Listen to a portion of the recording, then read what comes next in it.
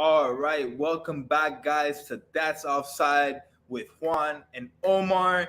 Chileno is going to be out for a little bit. He's going to be back soon. But in the meantime, we're going to hold it down here. We're holding down the back line. It's your last two center backs, Juan and Omar. You wouldn't want any other center backs defending your goal. But yeah, we're back here, man. A lot to cover. We need to talk about the Champions League. A lot went down in the Premier League. A lot went down with Premier League teams. We're going to talk about La Liga and pretty much everything that went down over the weekend. And I'm here with Homie. Homie, how you doing today, man? Doing good. Lots of action, lots of sports going on right now. It's hard to keep up with everything with MLB playoffs, Champions League, football, the basketball, hockey coming up pretty soon. So just like a mash of everything now here October, November. Yeah, and it's been just jam packed with sports, like you said. And it's great that we have another round of UEFA Champions League here. I mean, it's the most beautiful tournament in the world. We wouldn't want to have it any other way. And we had some great games over these past last 2 days. I mean, homie, I usually take the lead on which games I want to cover first, but let's go with you. You take the lead on this one. Which game do you want to start with? Well, I was actually going to straight pan it towards you with Real Madrid because we should talk about the first day of the Champions League game back on Tuesday. And I did want to say with Real Madrid. They had a little bit of a struggle for a little bit. So how did y'all boys look?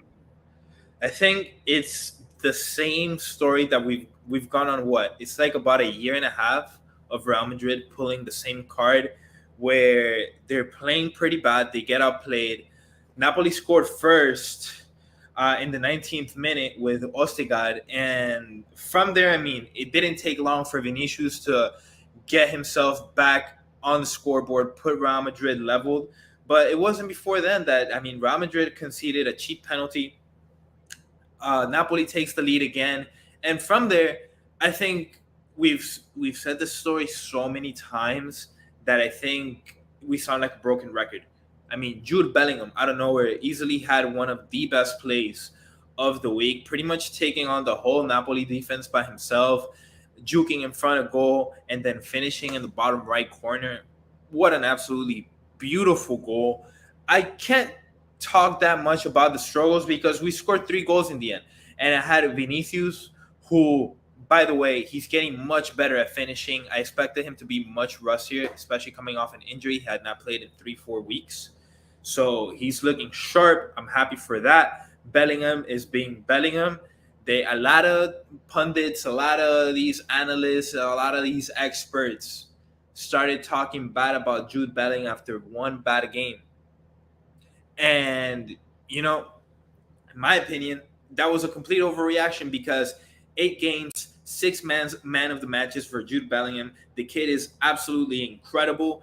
And we finish off with an absolute screamer, an absolute rocket from Fede Valverde to put the dagger in. They marked it as an own goal from Napoli's keeper, Merritt, at the 78th minute because it bounced off the back of his head, Diego Martinez style. But what a rocket from Valverde. I'm so happy for that because it looked like his confidence was shaken up as of late. So for him to get that goal in, for him to be shooting at the goal, I'm really happy for that. He's gaining his confidence back. And I mean, homie, you mentioned the struggle, but the way I'm breaking it down here, man, the in between the lines, certain things happen. But when business needed to get done for Real Madrid, business got done. So the only reason it's not struggle because I saw y'all complain a little bit in the group chat sometimes with certain things. So I thought maybe y'all struggle with more, but looks like you guys just take care of business. And Napoli were not a side that were just gonna lay down and die. So, but I did. Um, I got on the phone with my brother who's a Liverpool. I yelled at him and his Liverpool fandom for not even trying to submit a bid of 100 million for Gmail. Now I have to witness him look at the next minute. Zinedine Zidane against my most hated rival team. So Dude, it's what other incredible. midfielder is pulling off the play that Yeah. Bellingham did besides Zidane? I mean, he's Yeah. that. Two other notes before I pass it over to you again. I forgot. Kepa needs to get much better. Kepa needs to improve a lot. I mean, some of the stuff that I was seeing there was horrendous. He doesn't look confident under goal. And Victor Osimhen, I mean, for that I will give props to Kepa. Victor Osimhen had a bunch of headers, a bunch of chances on goal that could have easily put Napoli to tie the game or even take the lead, but Kepa came in clutch. So I'll give him props for that. But he's looking very shaky. His knees are shaking like a baby deer on thin ice. So yeah, that's my take on that.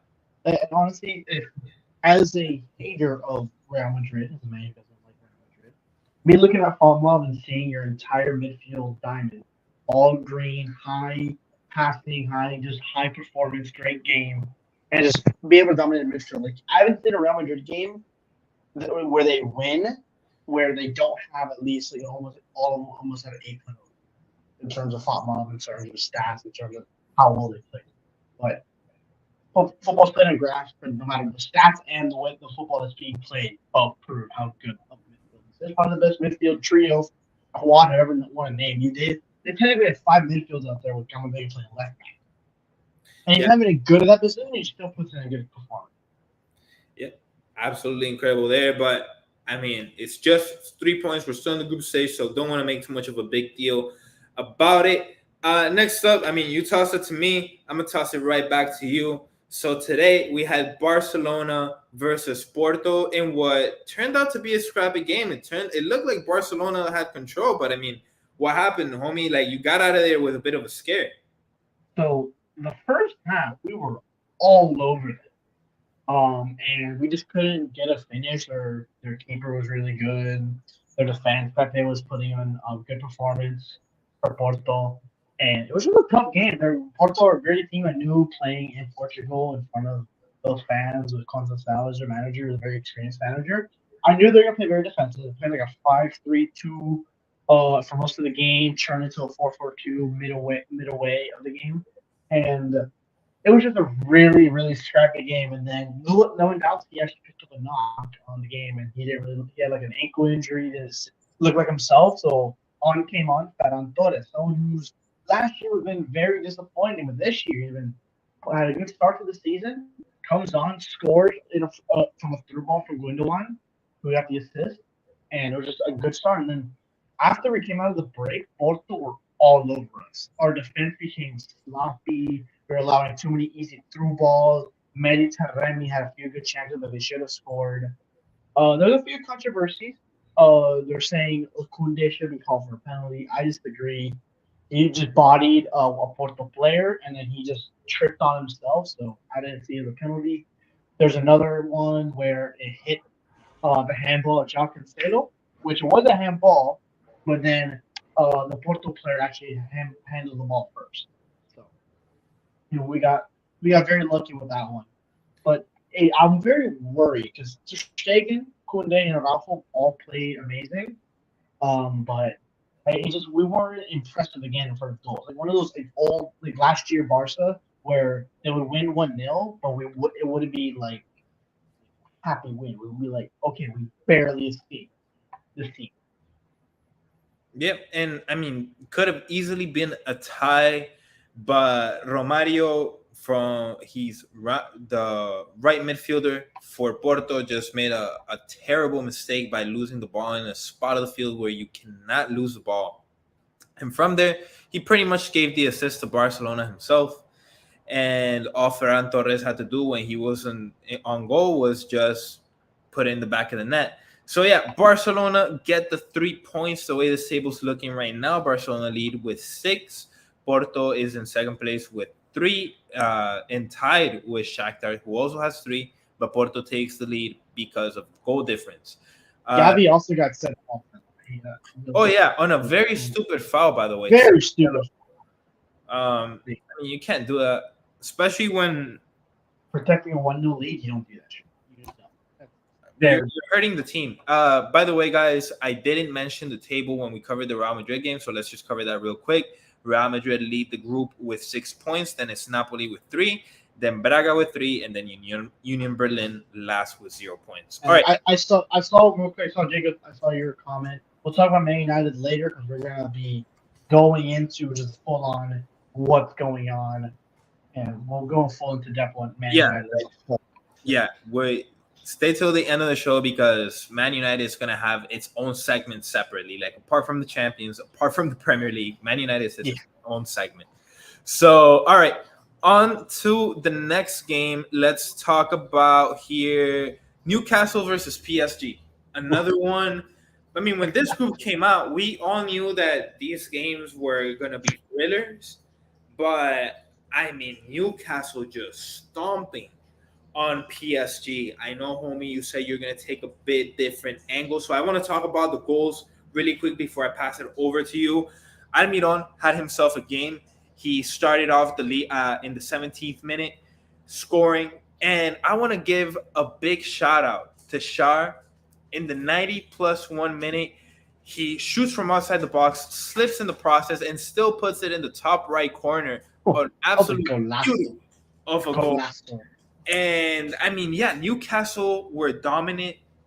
I will say this: PSG had their chances, and they could have easily made this a closer game. I don't know if they could have tied it, but Mbappe had a would have been magical assist that Dembele couldn't finish. Homie, I'm pretty sure you laughed at that. Classic. Literally, Dembele is alone in front of the goal. All he has to do is hit a clean volley. The keeper was out of position. He just sends it nowhere near goal. And yeah, Dembele had some other chances on goal. And Mbappe obviously had his chances. And all they were able to finish was a play from Hernandez where it was a really nice through ball from who let me see who was the one that so it was by Emedy. It was assisted by Emedy. A beautiful pass, by the way. But too little, too late, and PSG just got stomped out. I mean, homie, I bet you're happy to see this after you saw how PSG did your boy Messi. I mean, you should be happy too with the way Mbappe played for Real Madrid. How many times now? Yeah. How many times? Yeah. So who needs who? I think Real Madrid doesn't need Mbappe no more. I don't think they need him. Nah. They would want him. Like, hey, if you want to come, you can, but you ain't the special boy no more. But dude, I was laughing the whole game. Like, this game was going on with the Barca game as well, so I had Barca on my TV, and I was just following the Newcastle game on my phone with like a bootleg stream from like the announcers, I think, were French. So I was watching them be all sounding very depressed as the goals kept getting scored. It was just so funny. Like, it's funny when you watch a game in a different language you don't. You can kind of get what they're saying just based on what's going on and how sad they are. It was the funniest thing. Where's Mbappe? Where's Dembele? Where's anyone from the scene? I think the only people that showed up, like not even their keeper showed up. Donnarumma had a howler for the third goal, scored by Longstaff, and it was hilarious. I was laughing the whole game. Yeah, and then my dream of PSG possibly playing the Europa League may come true. And West Ham are gonna beat them. All right. We'll see how that goes. By the way, Marquinhos also had a terrible mistake where he just gives the ball right to Newcastle and leaves an open in front goal. Probably an even worse mistake than the one that Romario made with Porto. So yeah, I mean, not much more to say. Running through some quick stats for you here. PSG had 73 possession, had 11 total shots, had 583 accurate passes, 400 more accurate passes than Newcastle, and they couldn't score more than one goal. You know what was the difference? What? 2 shots on target for PSG. With Koulibaly, a great attacking player, Mbappe, one of the best strikers in the world right now, Dembele, a pretty solid winger, and Gonzalo Ramos, one of the young strikers that are in the league in the world right now. You're about to go offsides there. You're about to go offside. You caught yourself. You waited a little bit, but you almost went offsides there. But all right. That game was that. Let's move on to the next one. Homie, you wanted to talk about this one. RB Leipzig versus Man City. Break it down. So I don't even want to break down this game. All I want to mention two certain people.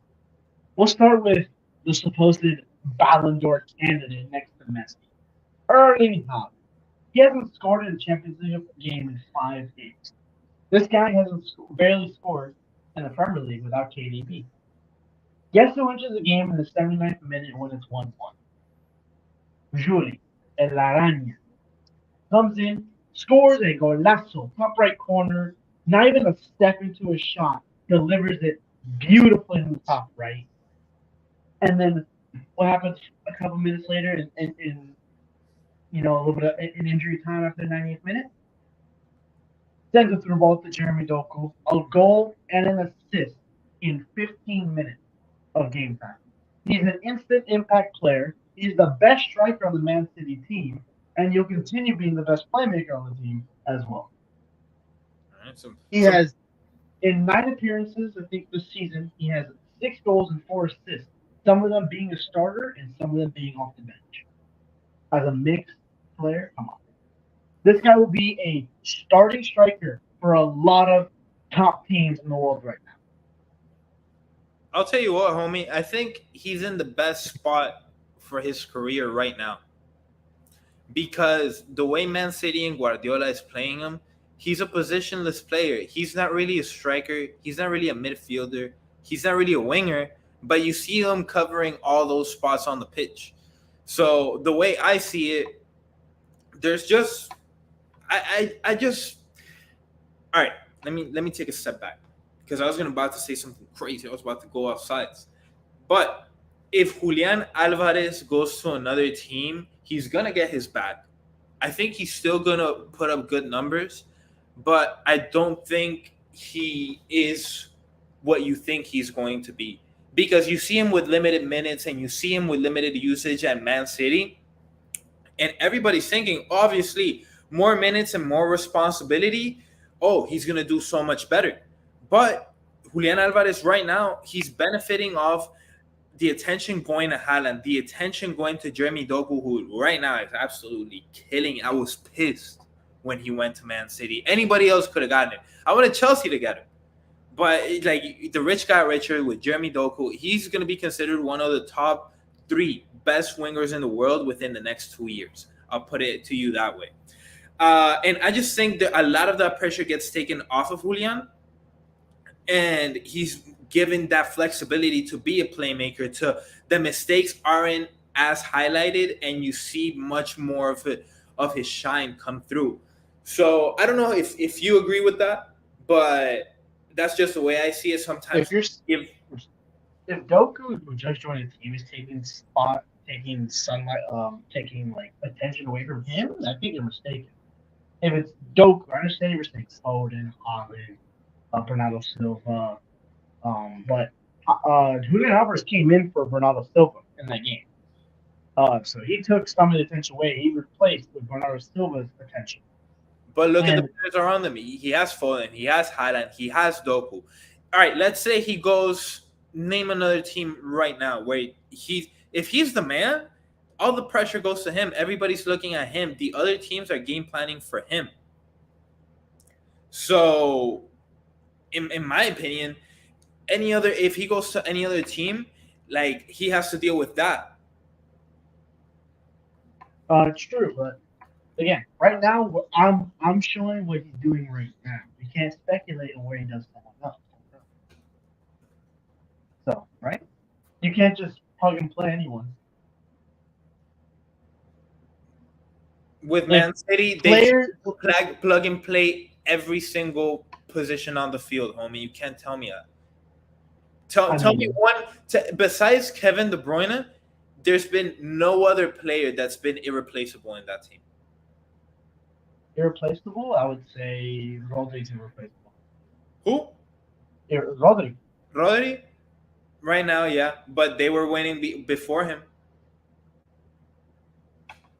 Were they winning Champions League? Well, not the Champions League, and you're bringing Rodri because obviously he scored in the final.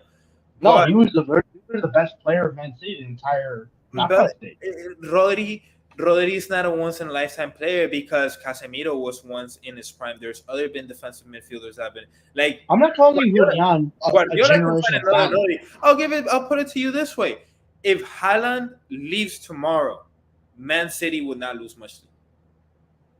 That's the way this team is built.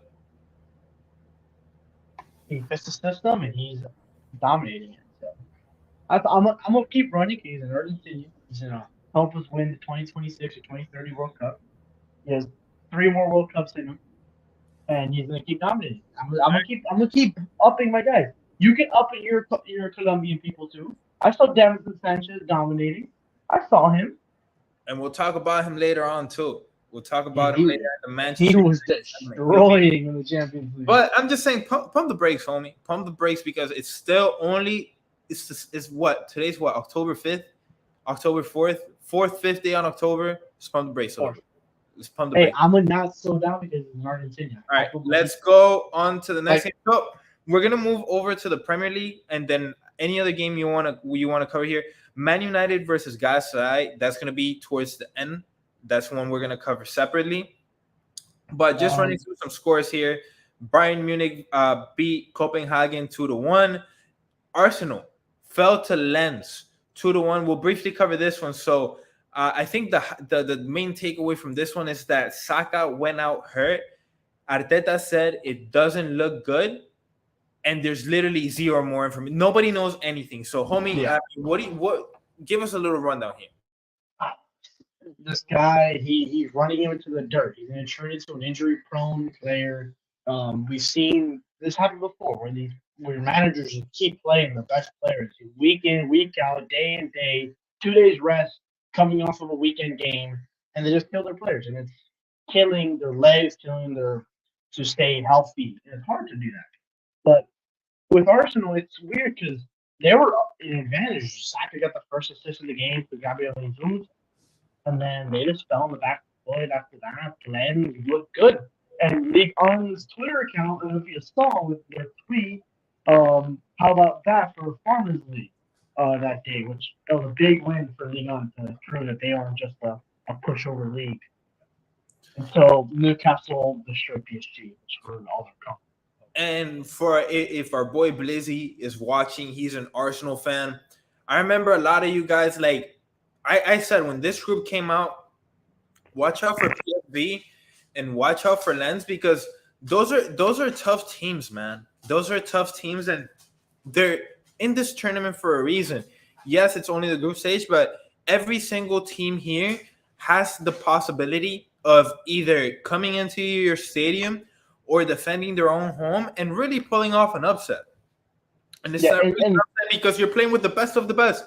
Yes, it's crazy. If it's from fucking Belgium, you're playing versus the best in Belgium. You're not playing versus some bums. Yeah, and it's crazy to think that before the Champions League game, all these games started. Last week, 2 weeks ago, I gave Lens 0 chance against Sevilla. They drew them. A modest 1-1 draw against a very good Sevilla team. They go after that. They get some momentum. They beat Toulouse 2-1. They beat Strasbourg 1-0. Then they come into the Champions League and upset Arsenal. They're putting their mate, given they're 15th right now. They're 15th in League One right now. They're still saying a weekend ball. They lost their best striker, Openda, to Leipzig. I know they lost. I forgot their midfielder Fofana to the Saudi League when he's only like 28. They lost 2 of their best players, and they come in here. Okay, we're gonna struggle in League One, but we're gonna play very well in the Champions League, and they're playing good Champions League ball, and that's all you can really hope for them. And they're doing it at a high level. I think ultimately they'll fall to the Europa League spot behind Sevilla, but hey, you never know. We'll see. Well, we will see. And Arsenal without Bukayo Saka, not looking good. I've all I heard. Could mean months, and months for Arsenal is not good for their best player. They have guys that can replace them slightly, but not like the level that Saka brings. He's the best young winger in the world. And you could arguably say best winger in the world. Vinicius. There's guys out there that Vinicius is better. But you can argue. I'll say right winger to just ignore All right. But I mean you can argue with Rodrigo there, but he hasn't been too hot. So all right, I'll give you that. Rodrigo on his day is one of the best wingers. Yeah, and the guy is just so good. An example to compare to Man City. Look, if Saka goes down, look how much of a hit that is. If Foden goes down for Man City, yeah, it's a hit, but another guy comes up and another guy's gonna make plays, and they can either put a midfielder there, or they can put anybody there. So that's the difference there. Let's keep running through some of these scores. PSV versus Sevilla, they tied 2-2. 2 very tough and gritty teams. Watch out for both of them when they play Arsenal again. I think we're going to talk about it a little bit. Yeah, we're going to talk about it a little bit. Union Berlin versus Braga. We're talking about this one real quick. So, if you've been following us for a little minute, you know that Union Berlin has been our Cinderella team for a while just because, I mean, they're a team that just made it to First Division in 2019, and look where they're playing right now. Their players are listening to the Champions League anthem after 5 years ago they weren't even playing Division 1 football.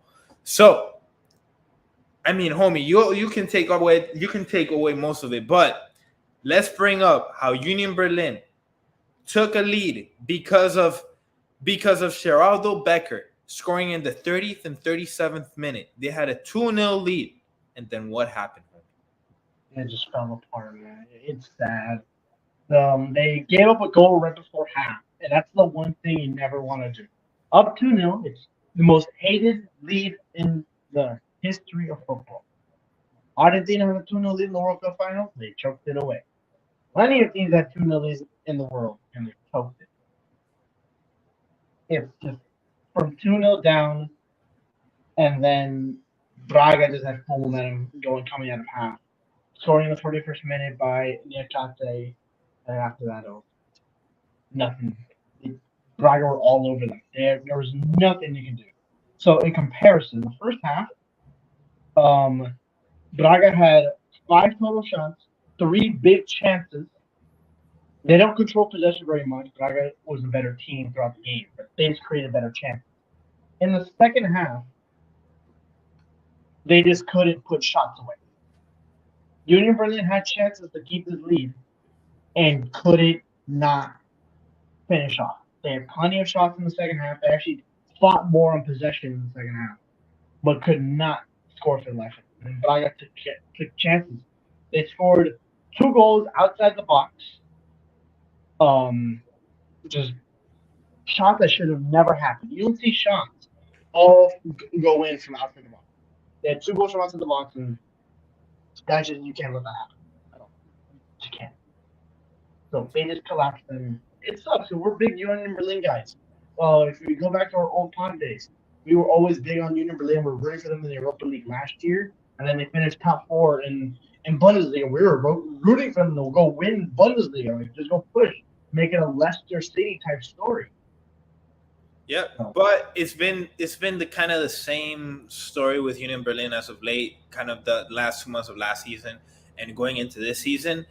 I mean, this was a team that going into what was it? It was like end of March, beginning of April. This was a team that was leading the Bundesliga, bro. Leading the Bundesliga, had Bayern Munich and Borussia Dortmund chasing their tail, which they eventually started drawing games. It started losing games they were supposed to win, and losing games they were supposed to lose as well. So obviously that wasn't a great combination. They got to 4th place and they played in this tournament by the skin of their teeth, because if the Bundesliga had 4 more games, I think they would have kept falling apart and they could have probably fell out of the tournament. Luckily, they got in. I expected them to like hold on to that rope, as our boy Takes would say, come back this season strong. But no, it's a lot of the same story, and at some point, you go from the Cinderella story to a disappointment, because yes, you're here. It's happy that it's a great story that you're here. I think this is the first time in Union Berlin history that they're playing the Champions League, if I'm not mistaken. And if it's not the first time, they haven't played Champions League football in the 21st century. I think they haven't played Champions League. I think they played in previous named European competitions. Yeah, so that's how long we're talking about. As of the 80s. As of right now, they're on a 6-game losing streak that's stretching since the beginning of September, where they lost to Leipzig 3-0. Then they lost to Wolfsburg 2-1, lost to Real Madrid 1-0, lost to Hoffenheim 2-0, lost to recently promoted Heidenheim 1-0, now losing to Braga 3-2. And their upcoming games are not easy. They have Dortmund to play, Stuttgart, who are having a great start to the season, and Napoli in the Champions League to play. Yep. So they do not have an easy stretch, and I think we see it turning around very easily as of and very soon as well. Yeah, and I think if Union Berlin don't get their shit together, you're talking about a team that's pretty soon not going to be fighting to get out of the group, going to be fighting so they don't end up with 0 points, when the group stage is finished. And that's just the way I look at it. So moving on to the rest of these scores, we had Real Sociedad beat Salzburg 2-0. We had Inter beat Benfica 1-0. Obviously, Man United lost to Galatasaray. Like I said, we'll get into that one at the end of the pod. Atleti versus Feyenoord. We covered this one, right? Did we? Did we cover it? No, we haven't. We haven't covered this one. All right, so this one, Atleti versus Feyenoord. We'll cover it really quickly.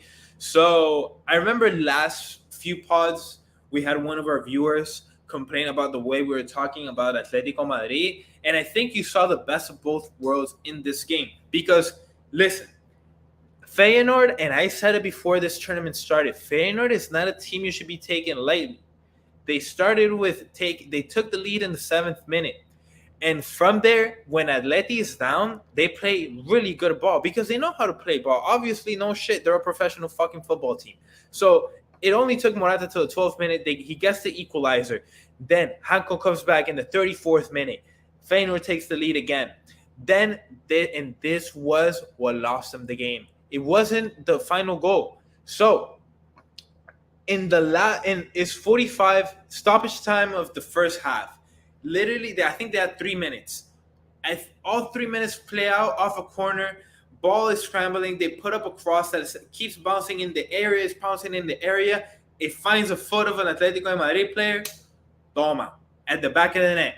So, and from there, they scored the goal. I think it was like 3 minutes and like 5 seconds. So, like, they had just completed the stoppage time. That just took the whole air out of the Feyenoord team.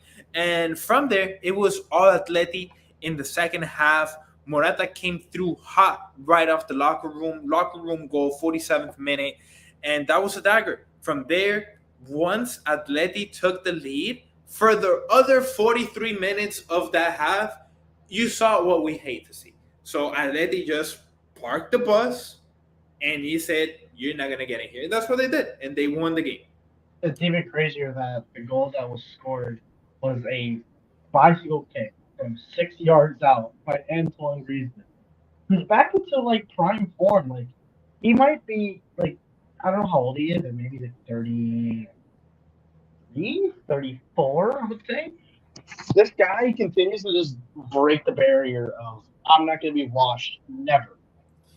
Yeah. Like you see where some players now are starting to slow down at this age because they've been going at it for so long. Except two certain players that we're not going to mention. But you see most players, they do slow down. This guy, he has the highest motor. Griezmann just continues to be like the heart and soul of that thing. And even any other jersey looks weird. Even when we signed up for Barca, it just looked weird. It didn't fit him. Atletico just fits him. It's just his style. Yeah, there in Juventus is where he had his best days. And he's like that cycle, right? He has a good game. The next few games, he's going to absolutely stink to the point where Atleti fans are going to want him out. He's going to keep stinking. Then he'll have a decent game where he shows promise. He's going to continue stinking. Fans say, we're tired of this guy. And then finally, he has one of these games where he just completely breaks out. Everybody says he's now washed. And then the cycle repeats itself. So that's pretty much a wrap on the Champions League. Other games we had, Celtic versus Lazio. Homie, you mentioned this one. Lazio with another stoppage time, literally at the last goal. Lazio love doing that. Like, if you guys don't know about the goalkeeper scoring for Lazio and Atletico, go watch that. It was insane. Yeah, absolutely insane finish. So they've scored in the 90 plus 5th minute, and now they scored in the 95th minute twice now in both Champions League games. So I might start betting Lazio to score in the 90 plus minute like every game now. Yeah, as well. They're gonna score. I'm ruining my agenda here, homie. They scored the first one in the 94th minute because it was by the goalkeeper. They had added 4 minutes, so it was a 94-minute game. It was scored in the 94th minute. The player who scored it was wearing number 94. He was born in 1994, and he measures 1 meter 94. 1 meter 94. We had to change it to a metric system so it fits Don't fact check it. Just believe it. I saw it on Twitter. I'm pretty sure. I'm never gonna look it up now. Just No, for that it's an fact. amazing stat if you just believe it. It's Believe amazing. it. It's Hey, amazing. I love misinformation, man. That's my favorite thing. Yeah, that's the best type of misinformation. That's the misinformation that helps you sleep better at night. All right, so moving on to the next few games, we had Dortmund versus Milan. They tied 0-0. Estrella Roja versus Young Boys. They tied 2-2. I think there was a pretty even matchup. Royal Antwerp and Shakhtar Donetsk. Shakhtar won that game 3-2. We already talked about Barcelona. And that is the Champions League. We're going to talk about... Real quick. I snore with the Dortmund AC Milan game. Neither team couldn't score. There were 32 shots in the game, but the XG was only like 1 each. So like they were terrible shots. I bet that's when it gets to the end and both teams just start pucking up shit. Just 35 yarders trying to think of Ronaldo at like 2012 Ronaldo. See if anything goes in, and that's the thing, right? Like you gotta try, because it's like you never know. It's like even if the shot doesn't have a chance, there's still a chance that the keeper could fuck up.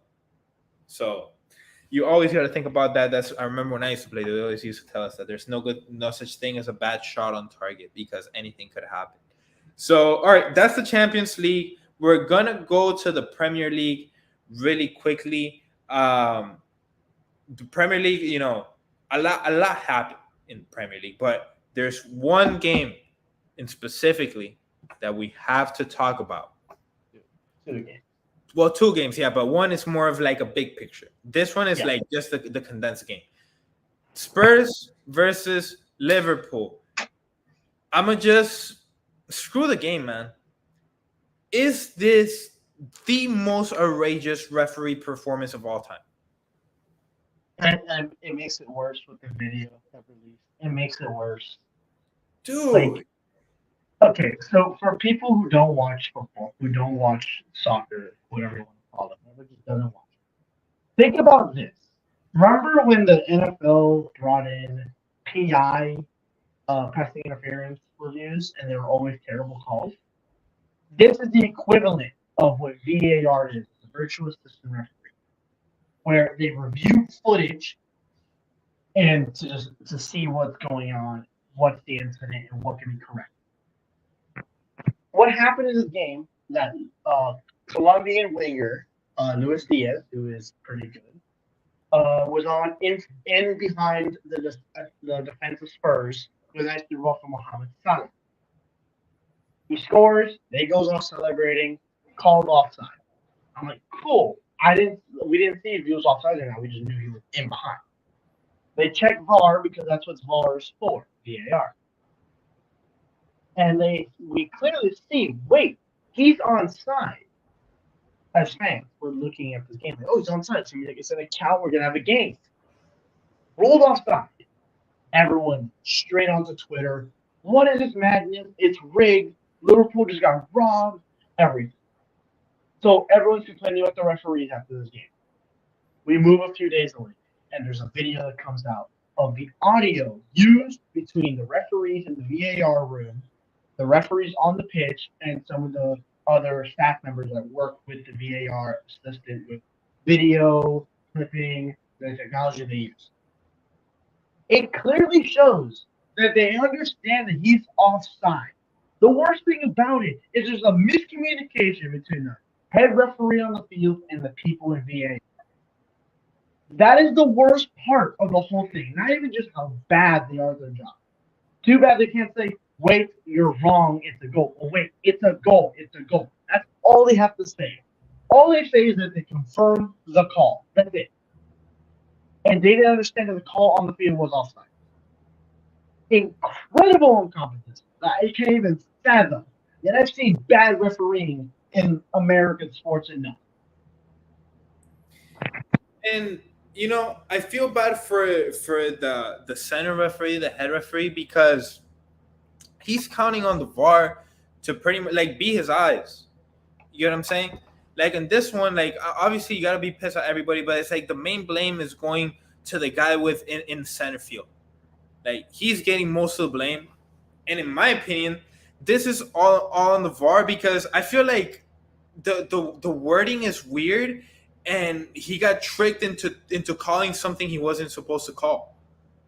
So and you clearly see, because when they say, it's like, are you happy with this call? It's like the call's offsides, and they go back and forth. They go back and forth. It's like the call's offsides, and it's like, no, he was onsides, and everybody just starts going crazy. Like, obviously they're like, fuck this and that. So where'd my camera go? So yeah, dude, like it was so outrageous to me, so outrageous to me that, and the worst part of it all, who put in this rule that, like, bro, yes, like, they're human. If they fuck up, they should be there. There should be a rule that, like, they stop the game, and it's like, hey, stop it right there. Like, we need to, like, do this over. We need to do this over. But, like, it happens all the time, and it's like, I'm not gonna agree with people that say it's like the VAR is the worst thing ever, because VAR has protected some outrageous calls from being made, and has corrected some really outrageous calls. So the VAR has been good for soccer or football, whatever you want to call it. Every other sport has a replay system. In football, when you score a touchdown, it gets reviewed. In basketball, late game, any basket that goes in, it gets reviewed. Was feet in? Were they touching the line? Everything is there a foul. Even in baseball, they show replays for if baseman is trying to run safe.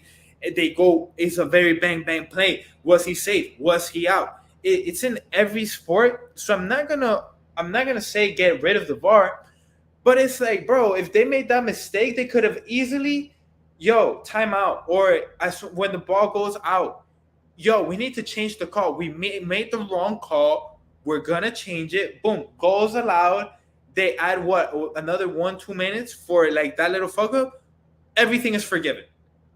So I like that you brought up basketball. Tyler actually had a great point about with the basketball. People are mistaken if their foot is on the line or not on the line all the time. It happens. It's quick. You can't really see it because you're trying to focus on the basket. So it's reviewed sometimes when the referee's not sure, and they'll take away the points or add a point mid-game. It could be happen like a whole 5 minutes ago. The next timeout break or the time any break that happens, they review it and they do it on the spot. Okay, hey team, this play was actually a 3-pointer, not a 2-pointer. So we're adding a point. Oh, we're taking away a point because it wasn't a 3-pointer. I think it happened with Miami Heat a lot, and we've been robbed multiple times because of it. So it's crazy, and it's not like, and it's a good example of basketball because it's a very free flowing game. It continues. It's score, game keeps going. But in this case, if a ball goes out, it just keeps going. It's a keep on free flowing game, and it's the same way. They could have easily told the head referee, and like one of the guys in the office, fair to him, he said, delay the game, stop the game, stop playing. Let us figure this out. We can fix this still. There's only been a minute, 2 minutes since it has the issue. And he's like, can't do it. And then the head great VAR guys, can't do it. It's too late. Like, there has to be a protocol in there. Like, okay, the communication between us and them was mistaken. You show the clear replay to the whole stadium so everyone knows. Look, the guy, here is the defender, here is the attacker. He's clearly onside. Dude, they put the fucking line. That's what I'm saying. They put the fucking line. And it's incredible. It was and then the guy, and it's like, and I might have got it mixed up because it was opposite. So sorry about that, guys. So yeah, it was tricked so that it was on the VAR, but it's mainly on the main referee because it's like, perfect, he's offsides when bro, you're looking at the fucking line, and it's like, I gotta put emphasis into this shit because it's like, you're looking at it, you're like, yeah, that's offside, perfect, play on. I'm like, are you serious? Well, and the head referee, he got the call from VAR. Happy with this call? They ask him again, are you happy with this call? Kind of like hinting, it's like, yo, like, that was not the right call. So, and I mean, my big problem is that when he said, are you happy with this call? So I think the miscommunication, they understood that there was something wrong, but they didn't understand how to stop it. it was just a weird thing that like people forgot to talk to each other for five Yes, seconds. everybody panicked because they're like, "Oh shit!" And you know what I instantly thought of? Arsenal versus Brentford last year, and this is 10 times worse because we got the entire footage, we got the whole receipts. There's no need to go to court. The verdict is already out. It's crazy, man. It's crazy. I'm not one to like call for people's jobs, man, but everybody involved in this refereeing job for this game should not call another Premier League game this season. I think one of them already got dismissed that he won't call Period. them, but Period. they only put him to not call Liverpool game. And this changes the whole game because at this point, Liverpool were down a man. Just Curtis Jones already got robbed. It should have never been a red card. That's my opinion. Maybe a yellow because his ball just his cleat just slips over the ball. But we'll get into that after if you want. This game would have changed because they put Liverpool up 1-0 with a chance to just park the bus and pray for a win or even a draw. But then it gives Spurs an easy opportunity to just go on and take the lead right before half with Son scoring and just take over. And it, literally, the goal and the whole decision was in the 34th minute. Human Son scores in the 36th, right after. Yeah, 2 minutes after.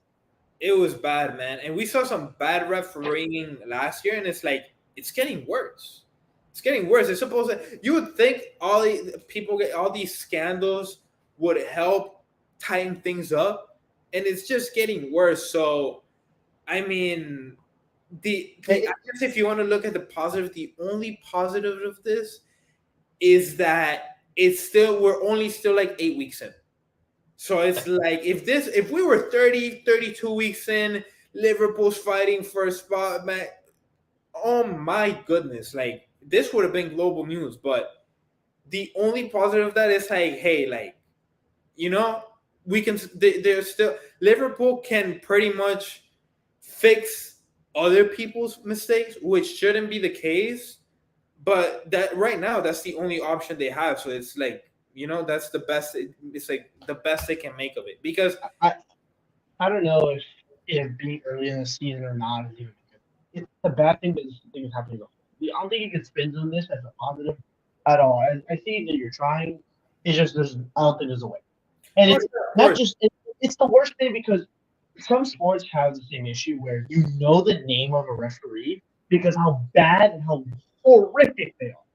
If you know a name of a referee, an umpire, any sport, you know they're bad. We have examples of Angel Hernandez in baseball from other fans would know him. We have an example of Tony Brothers in the NBA. We have an example of Anthony Taylor in football. Or in this football, and it's just it gets it's outrageous how we can't have competent referees. If we have some that call a good game, like the World Cup final guy, I think he's a lot of finals as a whole in Europe. He's always good.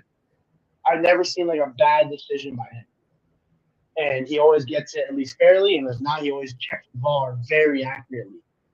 And it's just embarrassing. It's an embarrassing thing. Oh no, yeah. He And not have this issue. the way I was trying to spin zone, I'm spin zoning from like a Liverpool fan point of view because if you're a Liverpool fan, the last thing you want is for the locker room to fall apart because that's the type of shit that like it can stick with the team for weeks if Klopp doesn't address it. So right now it's on Klopp to make everybody shake it off. Everybody shake it off, forget about it, whatever.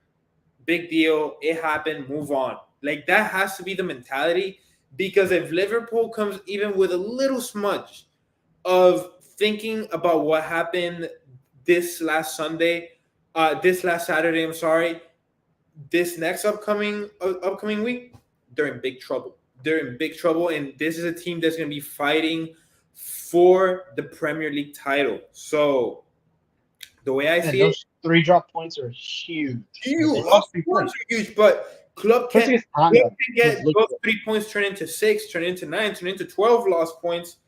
So you got to stop the bleeding now because the way I see it is like it's a critical situation. It's going to be very interesting to see how Liverpool come out this next game.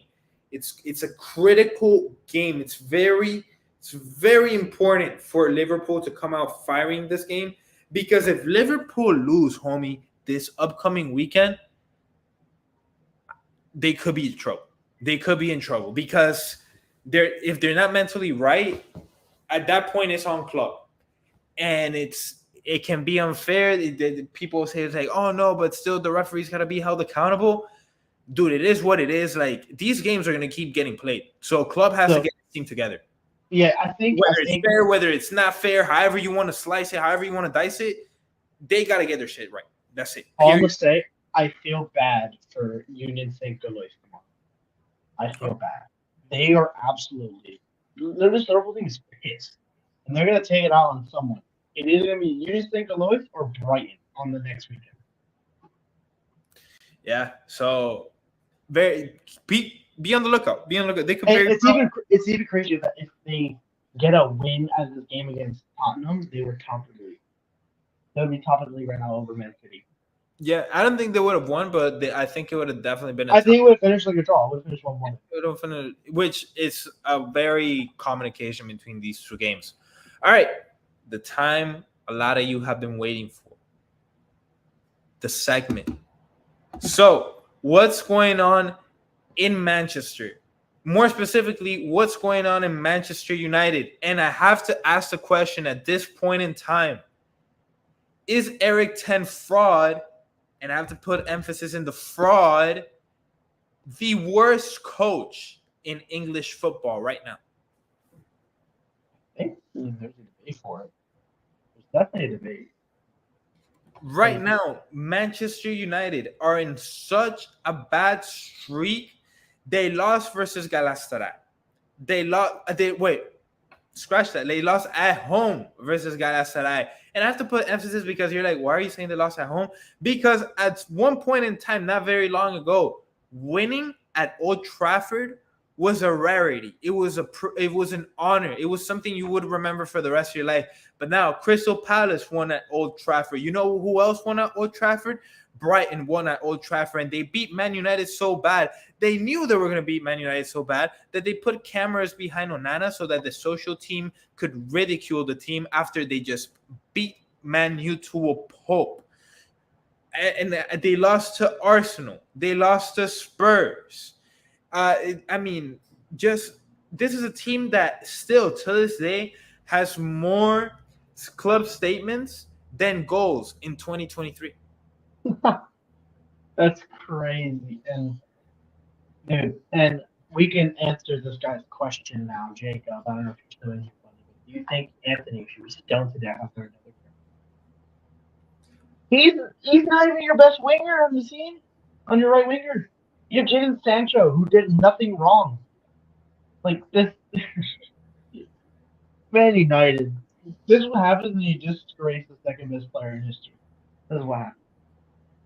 Yeah, so I wouldn't even start the debate. One of the greatest players to even touch and play football. You disrespect him like this. This is the karma. PSG's feeling it right now too by disrespecting Messi. Not Man United is feeling it by disrespecting Ronaldo the way he did, the way they did, and it's bad. Like they didn't just lose to Galatasaray. Hoyland put in a masterclass performance. He was him for 90 minutes. Hoyland might be one of the best strikers, upcoming strikers in the world right now, and he's playing for such a crappy team. This team has 3 wins, 4 losses on the Premier League season. They started out their Champions League campaign with 2 losses, and Onana might be the worst keeper in the Premier League right now, and in the Champions League as a whole. Like, he's turned into world-class Inter Milan goalkeeper who held 8 clean sheets and 12 games in the Champions League last year to the worst. This guy can't save a ball for his life. It makes me think David De Gea wasn't even that bad. And he was very bad. And it's not by coincidence, man. You can't tell me that Onana went from like being one of the most promising keepers in the world to like being absolute dog shit. And, you know, Jacob, to answer your question, I don't think you can even blame Anthony because at the end of the day, Ten Hag keeps putting him in. Anthony keeps playing like shit. He probably still stinking it up in practice. if Ten Hag's gonna select him, like Anthony's not gonna be like, no, I'm playing like shit. I'm gonna sit this one. Somebody else should take my spot. Like, he's gonna get out there and play. Like if he keeps putting him, it's not even Anthony's fault at that point. Like what is he gonna do? Like just like refuse to play because he's so shit. So it's on Ten Hag, man. It's on Ten Hag, on 10 fraud, and I have some stats, some insult stats. We've been implementing these into the show. So I saw this floating around on Twitter. I don't know who the original poster is. I'm pretty sure that whoever I'm reading it from is reposted. So whoever was the original, I think it was first posted in Spanish. Shout out to you, man. So look, records broken so far this season in football in general. These aren't Manchester United records. These are football records. Galatasaray hadn't won a game in English soil in 117 years of existence until Erik ten Hag. Manchester United had never lost the opening 2 Champions League group games until Erik ten Hag. Manchester United had never conceded 7 goals in the opening 2 Champions League group games until Erik ten Hag. Manchester United had never conceded 3+ goals in back-to-back Champions League games until Erik ten Hag. Manchester United hadn't lost 4 of the opening 7 games in Premier League history until Erik ten Hag. Galatasaray hadn't scored in or won an away goal in the Champions League since 2015. They scored 3 in 1 game as soon as they met Erik ten Hag. Manchester United haven't had as few as 9 points from the opening 7 games since 1989. By the way, I don't think Sir Alex Ferguson was even coaching Man U at the time because he took over in the 90s. You could correct me if I'm wrong, but if he was coaching, this was like the very early years that he was at Man U. So that's how long it's been. Manchester United hadn't conceded 4 goals in a Champions League group game in 28 years. Manchester United hadn't conceded 3+ goals in 3 consecutive games since 1978 until Erik ten Hag. Manchester United had never lost at the Tottenham Hotspur Stadium until Erik ten Hag. That was a bit of a reach. Spurs Stadium's a bit new, but still, because he's a fraud. Yeah, until Erik ten Hag. Manchester United hadn't lost the opening 2 away games since 1973-1974 until Erik ten Hag. Manchester United hadn't conceded more than 1 goal in 4 consecutive league games since 1979 until Erik ten Hag. I mean, Erik ten Hag, in perspective, you're not wrong when you're saying he's putting up historic numbers.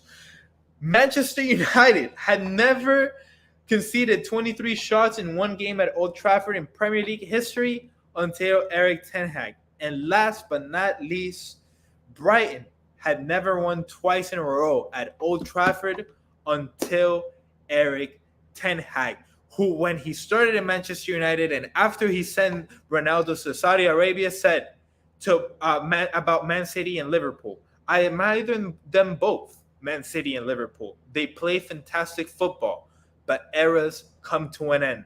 Erik ten Hag, my bald-headed friend, I'm here to tell you, your era has come to an end, buddy, because you're a dead man walking right now. You may be getting paychecks from Man U, but you're unemployed, my friend. You are unemployed. Let's do a on podcast event.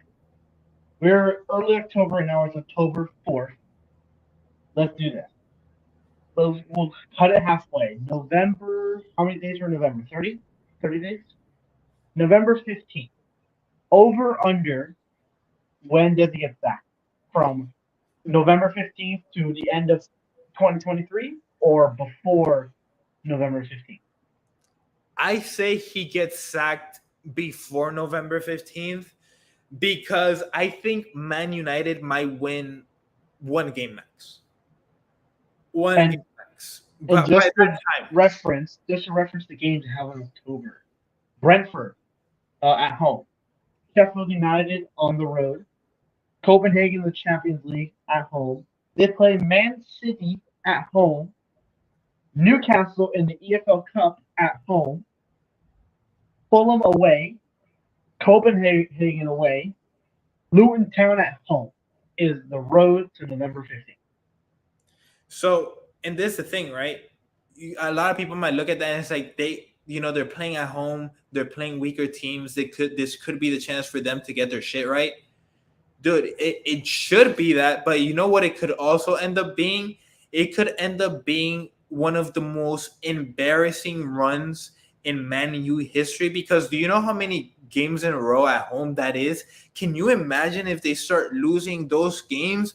I mean, guys, I don't know. Like, I know people make fun of Man U a lot. They make a lot of memes about Man United. You're not supposed to win at Old Trafford, even with all the previous mediocre coaches that Man U has had. Everybody knows that when you go into Old Trafford, when you go into Anfield, when you go into a Bernabeu, when you go into a Camp Nou, it's that type of echelon that this stadium is in, and it's turned into a circus. It's turned into a circus, and I mean, I put in my bet, but with the way the Glazer family runs that operation, I wouldn't be surprised if he makes it the whole season. It's bad. Like I think an embarrassing. Like maybe they have a good run up to the Man City game. I think an embarrassing performance in the Man City game could be a cutthroat time. Like maybe it's a little early because we also have seen Chelsea. They cut Tuchel pretty early, so but Tuchel had success in the past, so it's a whole different story. Um, is Nagelsmann still available, or did he go to Germany? I think he went to Germany, didn't he? Who? Julian Nagelsmann from Bayern. I don't know what he's doing right now. I Honestly, think he went to the German job because they sacked the other guy. yeah, but I mean, Yeah, he's in Germany right now. He's with the German international team. okay. I was gonna say, hey, maybe they can sweep him up, but never mind. He is no longer available. But I don't I know don't who know. to pick up right now. Man United used to be the club everyone would look at. It was the club in the world that it was Man United, Barca, Real Madrid, Liverpool. Those were the upper echelon. That was the world. It was AC Milan and Inter Milan joined up there with. That was the world. That was the best teams in the world. No one could touch them. Oh my God, the time since Fergie has left, and for your stat, that included Ferguson, he joined in 1986. It was still the very early years of Man United for him, so he was still trying to cook. Um, dude, it's embarrassing. Like, I don't know, like he has so much talent, and I feel bad for Casemiro because I don't think he's as bad as he's been playing. Like he's not. He's one of the best DMs ever we've ever seen, and this lineup of like if you look at this lineup that they have Hoyland, Rashford, Bruno Fernandes in this game against Galatasaray. Mason Mount, Casemiro, and Mesbury. I shit on Mesbury in the past. He's actually pretty solid, but yeah, 4 games. Mason Mount is called Mason Mid for a reason. Casemiro got sent off stupidly. And then there's backline. Dallo, Varane, Lindelof, and Amrabat. How have we not invested in a good center back this whole time? Varane on his last legs. Lindelof has been with Man United forever. Has never been good. Amrabat they just brought in. Now they're playing on left back as a DM. And Dallo is solid. And then you have Onana who's just stinking it up every game. I don't even think Harry Maguire is a bad defender at this point. It's how they make defenders look. Like, free Harry Maguire. Yeah, dude. I mean, I hope they keep Harry Maguire, and I wouldn't be surprised. I wouldn't be mad if Eric Ten Hag stayed past the 15th of November, because I'm not gonna lie, I enjoy these teams getting their legs on Man U, man. I enjoy it very, very much. And we haven't even mentioned your boy, Davison Sanchez, who absolutely owned them with 2 beauty of assists. Yeah. Yeah. And my boy Mauro Icardi scoring the winner. That was beautiful. That's all right. They beat Man U 3-2 at Old Trafford. I mean, you saw the stat. Galatasaray had never won a game in English ground. Never. 117 years. Do you know how long that is? 2 world wars have passed in that time. That's crazy, man. Wow. Yeah. Holy shit. Let's put that into perspective. That was 1916. Literally the middle of World War One. Like, Oh my god. nuts, man. It's crazy. So, It's crazy because this that's also a team. They made a lot of good moves with some of the current about Andries Martin, they bring in Argenino. And shout out to Okan Buruk, 49-year-old Turkish man, the manager of Galatasaray. They're cooking, man. The Turkish league has always been a hotbed for older talents that still have talent. They're yeah. not completely one. I was wishing that Messi or Ronaldo go to the Turkish league to cook up because Turkish league is such a fun league. They have one of the best atmospheres in the world. They have one of the best atmospheres in the world. And I'm surprised like one of them didn't go to Galatasaray because that is the club, like premier Or even playing Fenerbahce, either their, one. their career there.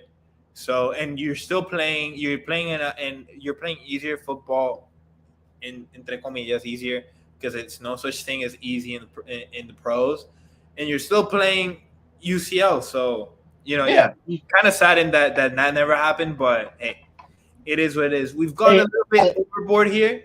So wow, we have. We got passionate. We gotta close. We gotta close out. But I appreciate all you guys for tuning in. For first and last time listeners, we appreciate y'all. Make sure you like, subscribe, comment, all that good shit with the Finstock Sports Network, and we'll catch you here next week, man. It has been Juan and Homie. That's Offside Podcast, and we're checking out. Peace.